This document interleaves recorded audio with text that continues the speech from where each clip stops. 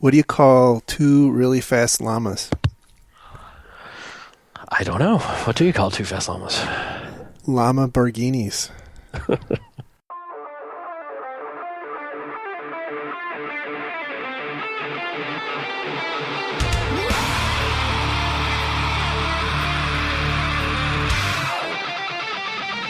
The vendors are trying to find the problem space as the problem they can solve.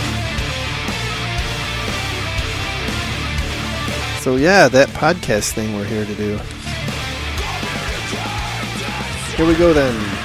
Today is Saturday, February 28th, 2015, and this is episode 107 of the Defensive Security Podcast. My name is Jerry Bell, and joining me tonight, as always, is Mr. Andrew Callett. Good evening, Jerry. How are you, sir? Doing great. How about you? I am good, albeit I did catch my girlfriend's cyber Ebola or something, so I apologize if I sound a little sick. It's because I'm a little sick. Got it.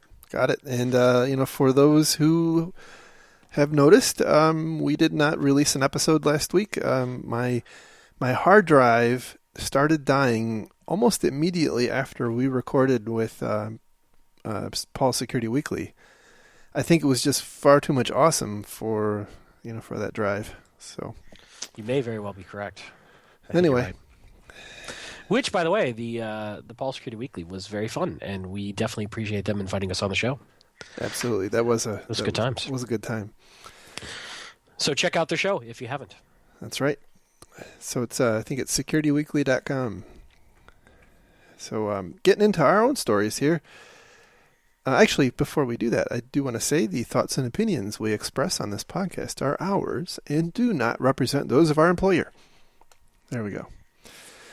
So our first story is from Bloomberg, and it's a follow-up to a story we talked about a couple of weeks ago where one of Morgan Stanley's employees had allegedly stolen 350,000 client detail or client records. And then someone offered them for sale on an online forum.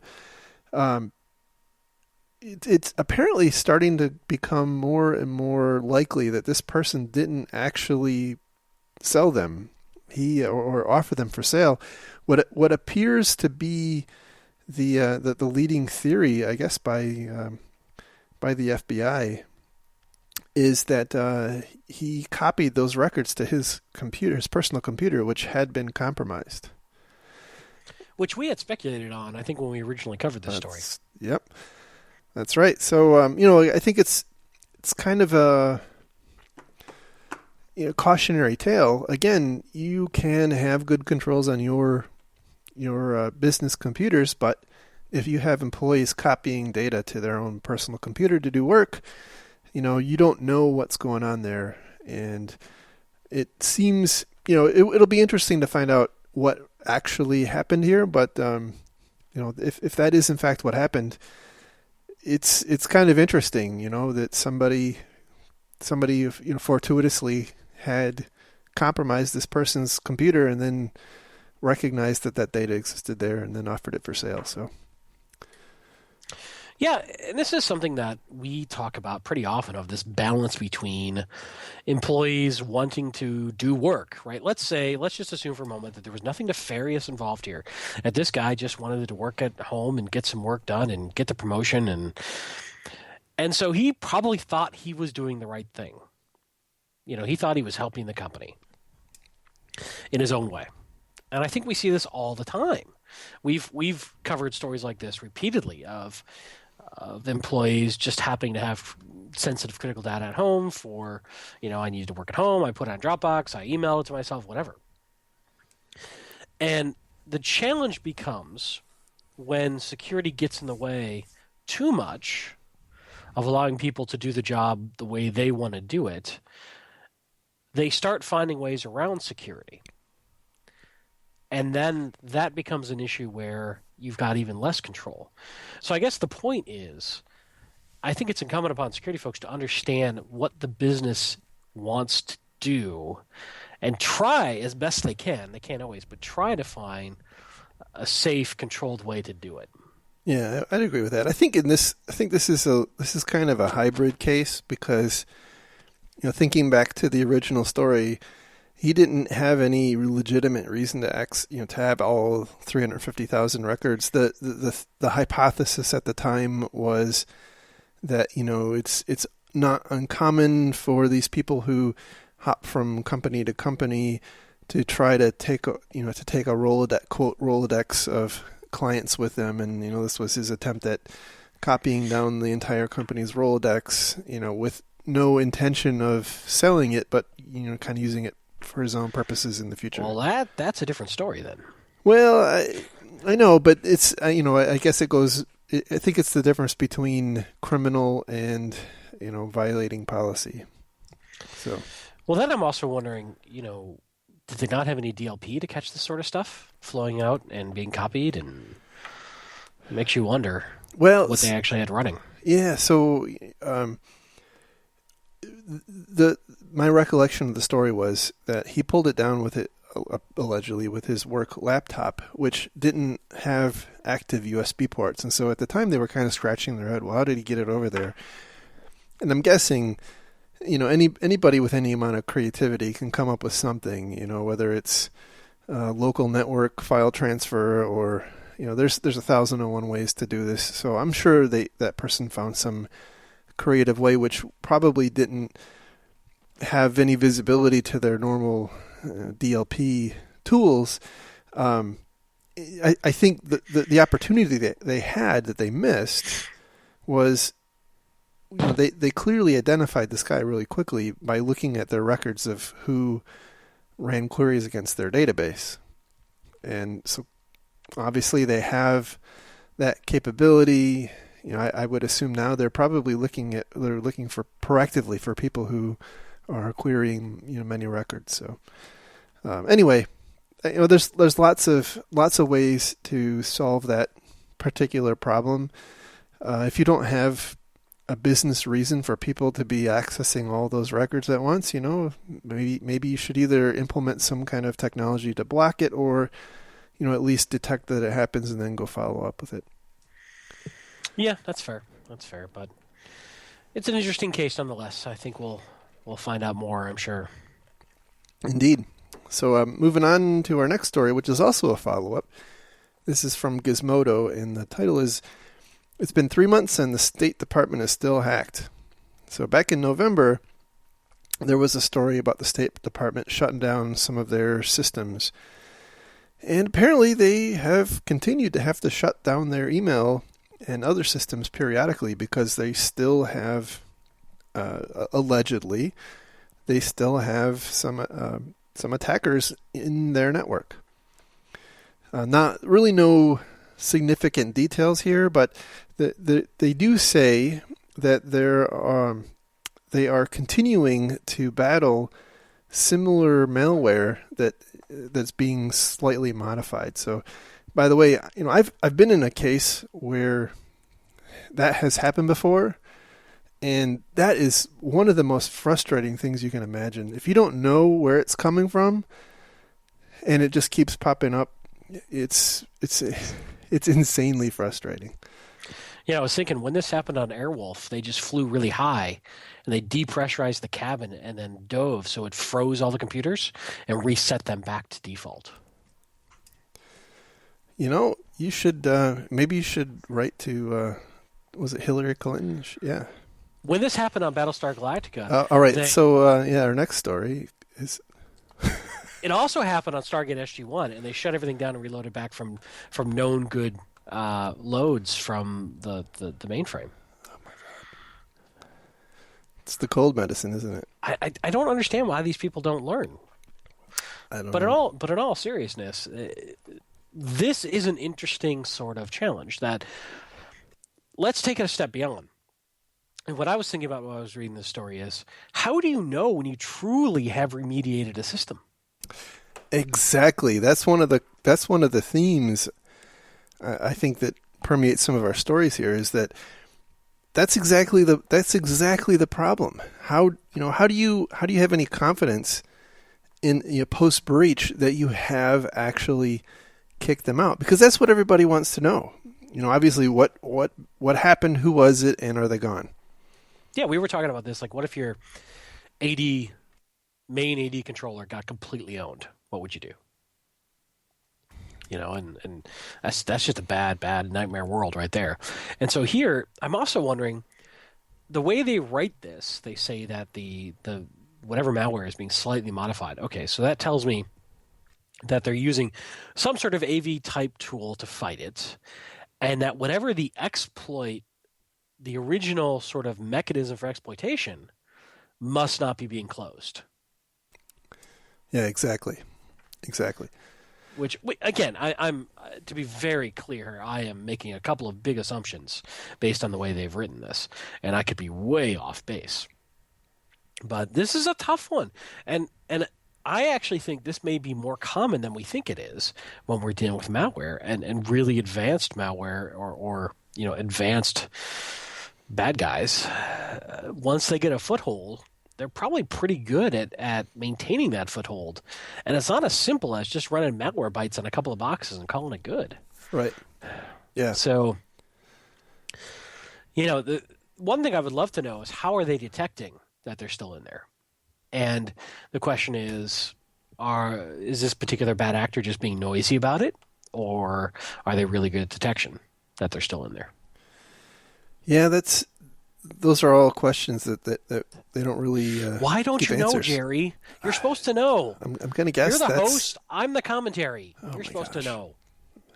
I'm going to guess that's confidential or classified, or we'll have to wait a couple years for the next Edward Snowden, right. all that Somebody stuff. Put out a book with unnamed sources. Exactly.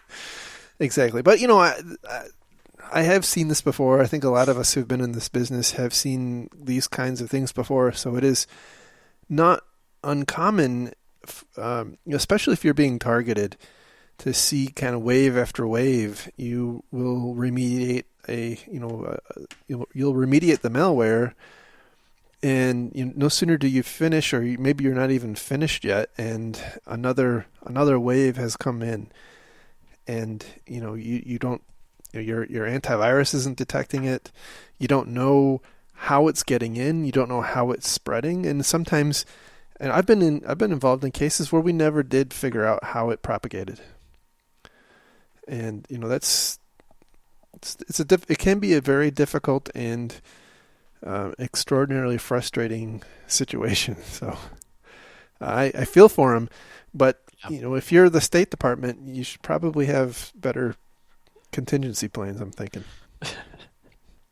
Or something. I don't know. I without knowing more about the details, it's tough to give any sort of decent advice, but I do think that the takeaway here is that it's not a simple remediation plan, and that the bad guys can be very persistent if you really don't root them out every place they're hiding. Yeah. Yep. That's for sure. So speaking of not knowing if bad guys are in your system or not, our next story is from the Register.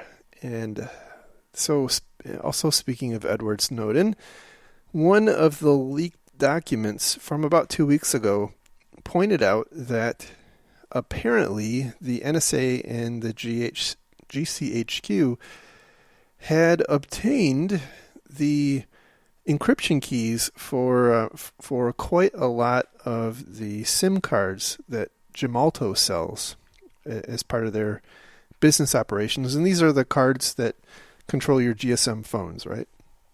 So the implication is that if you have those encryption keys and you have you have the ability to monitor phone calls, or you have recorded phone calls, you can use those keys to decrypt the call. And there's somewhat valid reasons why why symmetric key encryption is used versus public key encryption, but I'm not here to talk about that.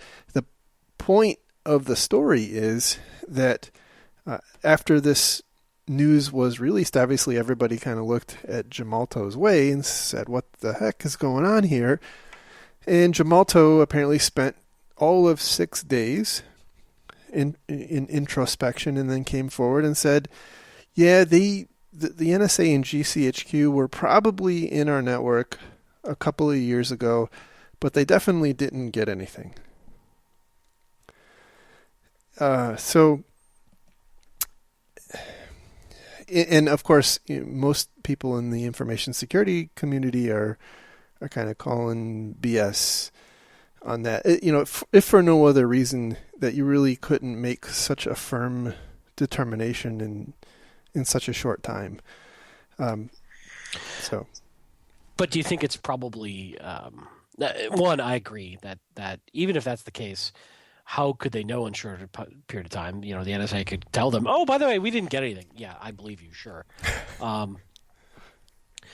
Two, this feels like a PR move to me. Absolutely. Hey, don't worry about it. We're fine. You can trust our phones. The NSA can't watch you.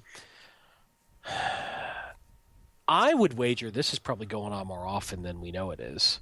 And this is, we know for a fact there are whole divisions built to go after encryption keys because they can't easily break the encryption unless, so they go after the keys and they go after the in essence, being able to spoof known good endpoints of whatever encryption we're talking about, because it's so programmatically difficult from a CPU standpoint to break the level of encryption a lot of these guys are using. But it's usually pretty easy to go get the keys, right? And this is sometimes an unknown problem that is often ignored when we start talking about encryption. Usually, even strong encryption is great, but it's usually implemented badly or the keys aren't protected well. And that's and the NSA and other people know that. They know where the weak points are. Right. And I think, sadly, this stuff used to sound like science fiction, but we're now in an era where I think this stuff's probably going on all the time. And I think most companies who probably in any way are involved in telecommunications or encryption probably are a target for these sorts of intrusions. Yeah. The other thing that occurred to me is that that there's an implicit assumption that the NSA and GCHQ kind of quote walked in through the front door in their network, and I would think that maybe they did try that, and if they weren't successful, I'm sure they have lots of other avenues at their disposal, including employees. I just think it's naive to believe that because you saw them being repelled at your firewall, that that was kind of the end of it, and that they didn't pay off one of your employees or right. or hire somebody into your company who worked for them or whatever. We've said this a number of times that if your opponent is the NSA or GCHQ or whoever, that's probably beyond the scope of this show to help you. Yeah, I would agree. Not to be defeatist about it, but there's so many resources they can bring to the table. They're gonna get what they want to get, most likely. Or I put it this way: it's. I feel that we've got bigger fish to fry that are more realistic to defend against. Trying to defend against true intelligence services is a very, very difficult losing battle. And there's better resources spent elsewhere. But I've said that before on this show, and a lot of times I catch flack for that because people feel it's defeatist. But I don't know. I'd rather spend my time trying to defend against criminal organizations and competitors and syndicates and that sort of thing than really worrying about true nation state level intelligence organizations. But no, I think you're right. Although I will say the next story we have gives me a little bit of pause, and so we'll before we go on to that, since you brought up Snowden, completely off topic, but since I was basically suffering my cyberbully, I was stuck on the couch for the past couple of days, and I happened to watch this documentary about Snowden called Citizen4, which was shot by one of the initial media contacts that Snowden reached out to, and along with Greenwald. So I forget her name, but she shot this. So the documentary is basically the 8 days covering when the journalists first met Snowden in Hong Kong, and primarily it's their discussions with Snowden in that Hong Kong hotel room, and as things started to get published and the reactions and such. So I will say that clearly the filmmakers are highly sympathetic to Snowden and his cause. I'm not. I don't get into politics on this show, but I do want to not mislead anybody. It's very much a pro Snowden documentary. However, regardless of your opinion, it was a fascinating documentary to watch, and I think really brings a lot to the table in truly understanding the nuances around some of the Snowden stuff. So if you haven't seen it, I found out because it won an Oscar the other day, and I was like, oh, and it happened to be on HBO, so I just said, well, let's watch it. And I was pretty quickly engrossed in it. Of course, it is biased, and of course, it is slanted, and all those sorts of things. But I'd say it's worth giving a watch if you have the opportunity. Cool. I haven't seen it, so I'll certainly watch it. I didn't really know about it, so I don't know that it got much press. But at least for folks in our line of work, it's interesting, sort of, being a fly on the wall for those early conversations. I'm sure. Kong. I'm sure. So, anywho, that's all. Right, cool. So our next story is it's actually Mandiant's M-Trends report for 2015. So this is a report they put out every year for the last couple of years at least, and I thought there were some interesting things to talk about, and actually kind of bleeds in from this past story. And from that perspective, I'll start from the back and work forward. Their trend number 4 that they observed is titled "Blurred Lines: Criminal and APT Actors Take a Page from Each Other's Playbook." And this is something I've been concerned about for quite some time.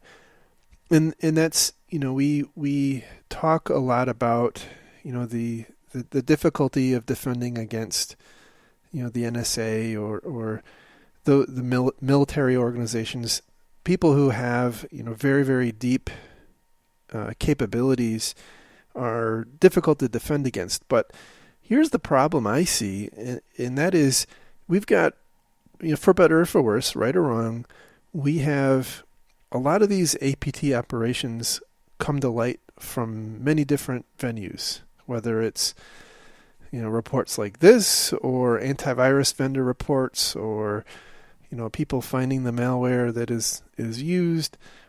That whatever the case may be, those techniques and tactics are becoming public knowledge.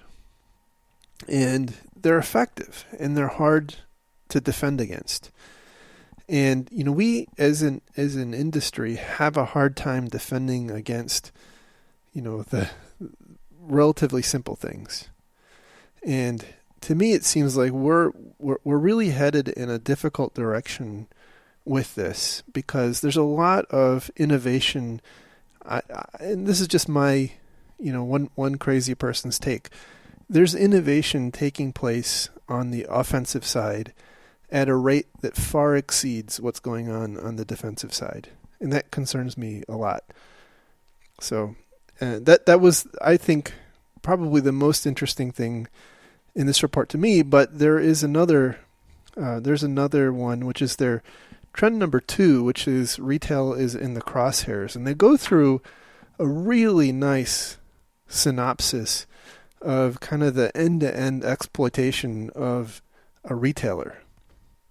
And from the initial intrusion to the lateral movement to eventually pushing down the RAM scraping malware to all of the POS terminals, and then eventually to exfiltrating the data. And they give a couple of takeaways there. I think it's worth everybody reading this. I'm not going to go through it all, but did you have something to say about it? Yeah, no, I really found that section 2 about the case study on the retail breach fascinating, and it really is approachable. It doesn't get too far down the weeds, but it shows a really good example of what the techniques, capabilities, and tactics are these days. And the recommendations were spot on in terms of securing the remote access, securing access to the PCI environment. And one thing they called out that we've talked about a lot about is the AD trust relationships in the Active Directory Windows domains, and how isolated is your PCI environment from your main environment. In other words, this particular attack started at a desktop level and basically breaching the desktop, getting Windows AD credentials, and then moving into AD, getting more AD credentials, and then moving into the PCI environment. And if they had the trust relationship set up differently or no trust relationship set up, they couldn't have easily transition from the user environment, which is much more likely to get attacked, into the PCI environment as easily as they did. And so, we have this concept of segregating our PCI environment, but there's all sorts of trust relationships that we don't think about when we segregate. And this, I thought, was a good one that they called out. I agreed with all the recommendations. Deploying application whitelisting critical assets, I think I absolutely agree with. It's not perfect, but it's highly effective. Managing privilege accounts, I think, is also highly effective. And also, managing privilege accounts is a great indicator of bad activity internally if you're watching and alerting on privileged account activity. So, yeah, there's all sorts of good stuff in here. And I think just reading through, if you read nothing else, because these reports can be daunting, but read through Section 2, in my mind, I think was the most interesting part from an active defender standpoint. Yeah, absolutely. And I'll tell you, I've talked with Bob a lot about this, and Bob has seen quite a number of really significant incidents that where a key aspect of the depth of the penetration was related to the way Active Directory was set up. And there was, quote, network isolation between two different environments. However, because the Active Directory was in place, it provided a convenient both authentication level mechanism and a network tunnel to get from the initial point of intrusion to where they wanted to go. And he's seen that in many, many, many different cases in different environments. So this, when I was talking with Bob about this really resonated with him, because it's a very common problem that I don't think as IT people we do a good job of understanding the risk of architecting things like this. Yeah, I concur. The one recommendations that they don't have in here that I would add is they don't really talk about ways that they could have alerted on this sort of lateral activity and spotting this lateral activity, which I think is something that we suck at, but there's a lot of opportunity to catch. Yeah, absolutely. Just a side note, I was I had a free hour on, I think it was Thursday. Yeah, it was Friday actually, yesterday. John Strand and the SANS group, and I think it was John Strand and Ed Scotus, did a webinar on pen testing, and it was using, I think it was primarily using the NetSH tool that's built into Windows to laterally move through a network, and it was fascinating the way that you are able to use kind of native tools to effectively route your network traffic through the environment in ways that you don't think should be possible. So, this goes back to something that I've been thinking about a lot about, that it's very difficult for us to design networks well if we don't have an understanding of how attackers can leverage this stuff against us. So yeah, I would agree, and also have the imagination to foresee what new techniques an attacker may use. One thing like I think about from time to time is, and this isn't always the case, but there was a time where we built backup networks as a separate VLAN off a separate interface to all of our servers. And as a result, if you could get into one server you could blow past all your segmentation by just coming out the other side on the backup network. Right. And there's probably no IPS, no Right. monitoring, nothing. Right. As far as I know, we've never really seen that used much or talked about much, but that's the kind of thing where I think when you're architecting, you've got to think about Right.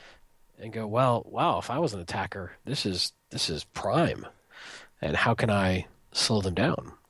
And at the end of the day, we do still have to operate, so that may be a risk we have to take.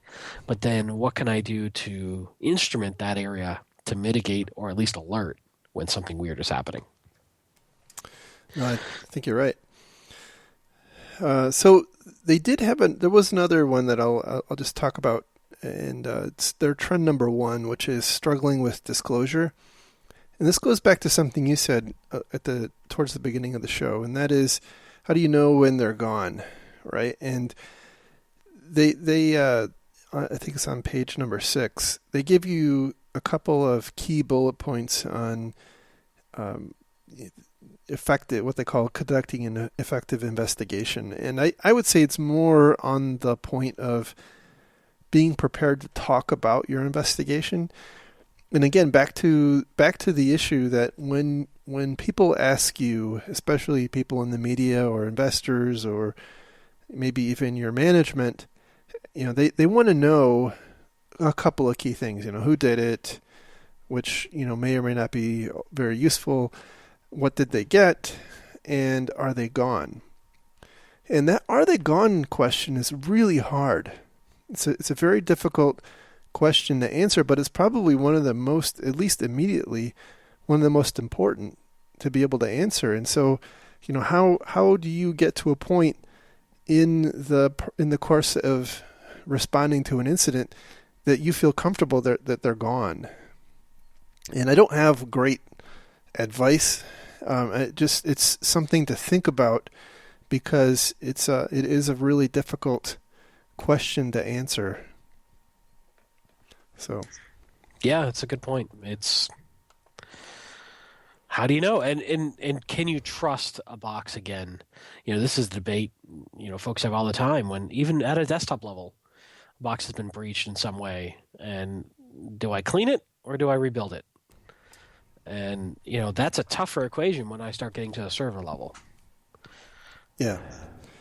Yeah, but kind of going back to the Active Directory thing, Active Directory is such, we talked a little bit about this on Paul's show. And, I think it was, I forget his name right now, mentioned, you can, his belief was you can do a better job of defending Active Directory, but, I'm not really familiar with that anybody is actually doing a good job. I just see so much carnage associated with it. But from a incident response standpoint, it's just such a disaster, because if something happens and someone does get in your Active Directory environment, there's really no alternative for you. You have very, very limited options. Obviously, restoring from backups is a possibility, but it is, it's painful.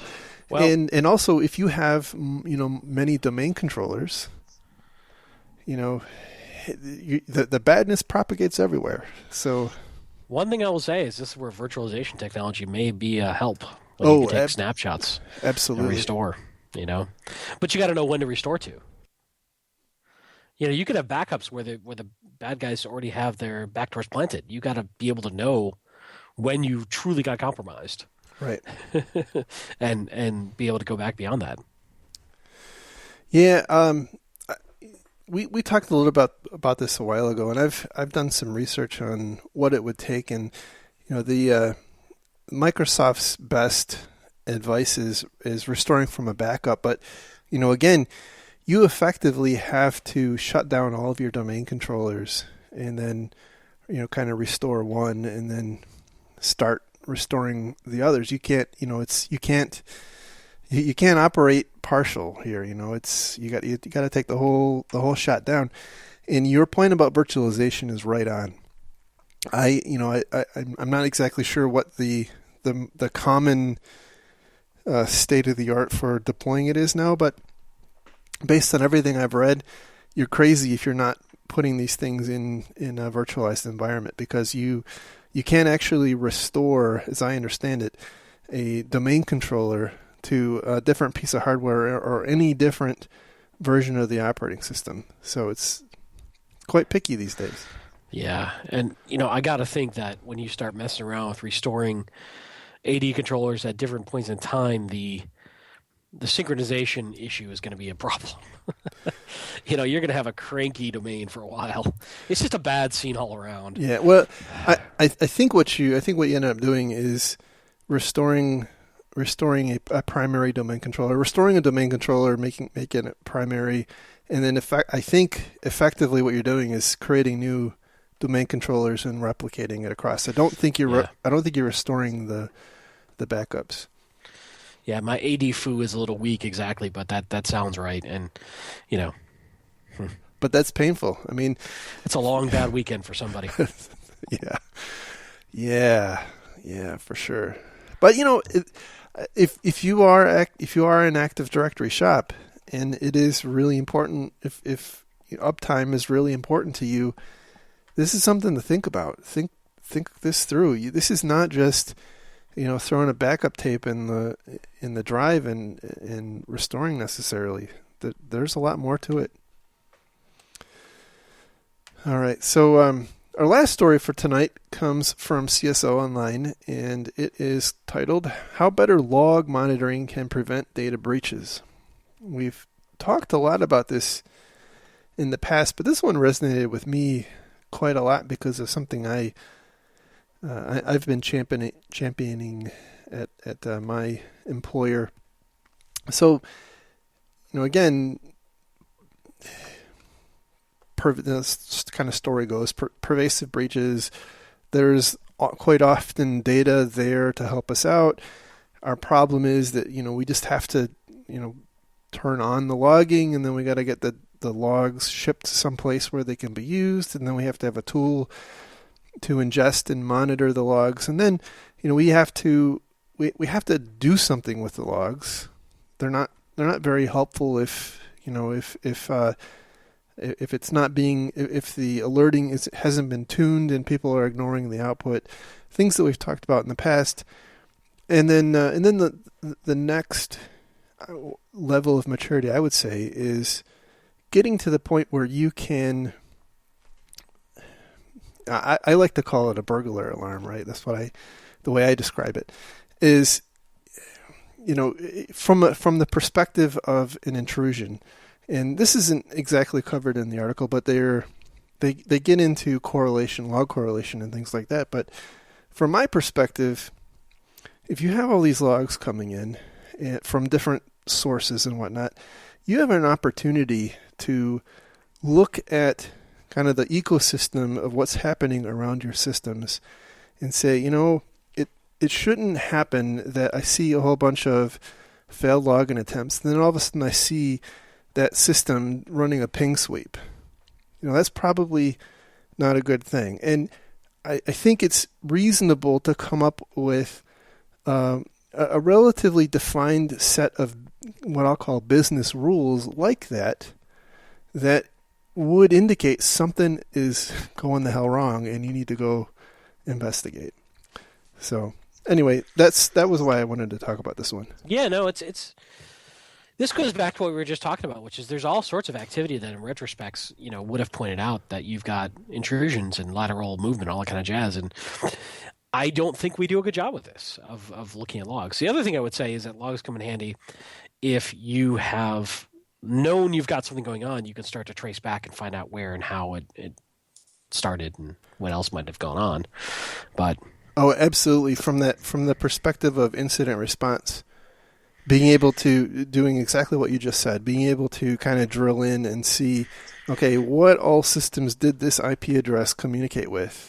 Right. And, that's a very powerful thing that might help you contain, the focus of your response. So, that is a really good point and something that I've made, copious use of in the past. So Yeah, that's also a very important point. So, any other ideas? Yeah.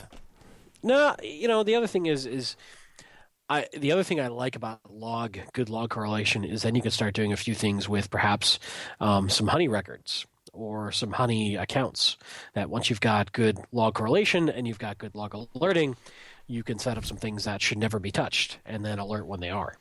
That's a good point. That's a good point. You set up your file server and drop a credit card.xls file and turn on access auditing, and you create a rule if that thing gets touched. There's something going on. You don't know what it is, but there's something going on. The other thing that I've been looking at, kind of going back to my burglar alarm thing, and this is we've talked about it in the past, and we're often very critical of antivirus, but Bob has been involved in a number of incident investigations where ultimately a system was compromised, and upon inspection you can clearly see that the attacker had been uploading or installing malware or different tools, and they would get caught and cleaned, and then they try something else, they get caught and cleaned, and they would try something else, they get caught and cleaned, and eventually they would find one that worked and that got through. But nobody was watching. And if you got a server, right? If you have now, I understand a file server may be an interesting edge case, but if you have a server, let's say a domain controller or a web server or something like that, that you really should never see an antivirus alert. If you see one, it's probably worth investigation and quickly. And if there is some kind of false positive, I got to believe there's something going on that you're going to want to take care of anyway. But that's I think an opportunity to make better use out of your antivirus. So yeah, that's true. That's a good point. So anyway, I think that is our show for the week, and hopefully my hard drive stays working again for the week. Indeed. And hopefully I'll be less plaguish for next week's show. Absolutely. And as usual, if you have any ideas, thoughts, opinions, questions, send us an email to info@defensivesecurity.org. I will tell you I'm a little backed up on responding to some. Apparently we've gotten a few new listeners lately, so I'm working through the backlog. If you like the show, give us some love on iTunes. That helps us get from like number 262 maybe to number 250 or something. That'd be cool. And you can find the show on the internet at www.defensivesecurity.org, where we have links to all the stories we've talked about. You can follow Mr. Callett on Twitter @Lurg and me on Twitter @MaliciousLink. And with that, we will talk again next week. Thank you. Have a great week, everybody. Take care.